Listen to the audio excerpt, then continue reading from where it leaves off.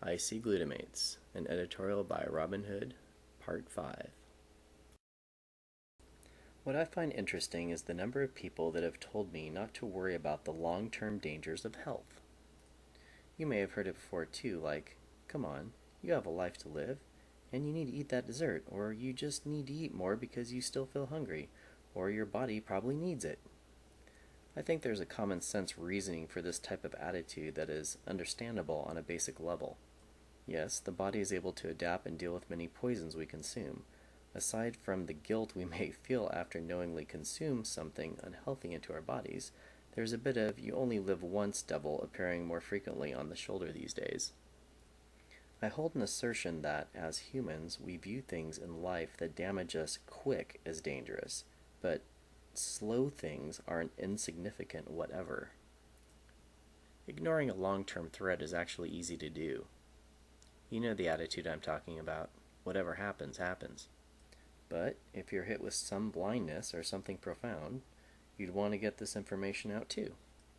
A lot of people put a lot of trust into science to give us a future answer to a threat.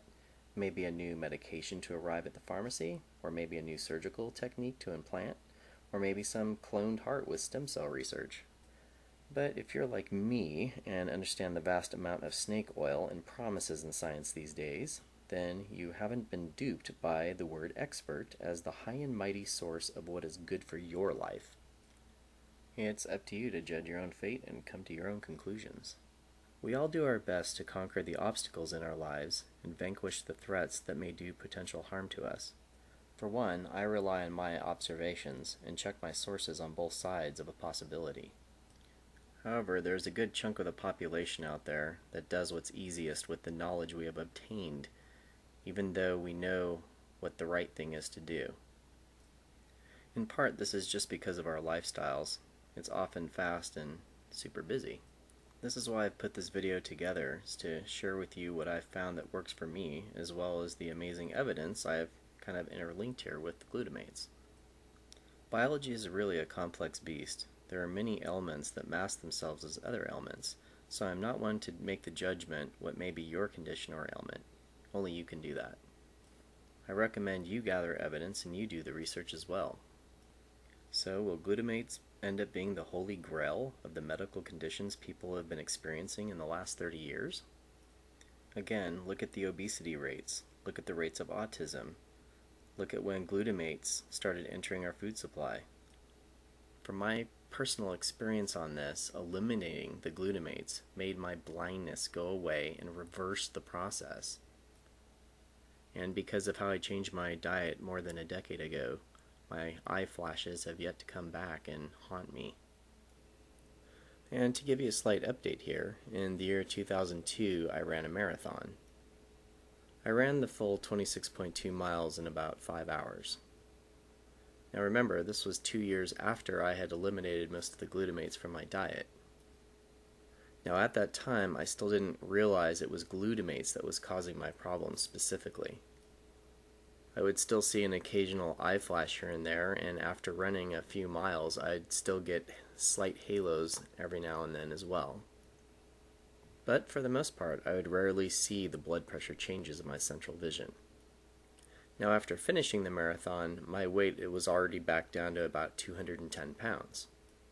In 2003, the year after my marathon, my weight was still a little bit higher, more like 225, but I didn't launch back up to about 260 or 270.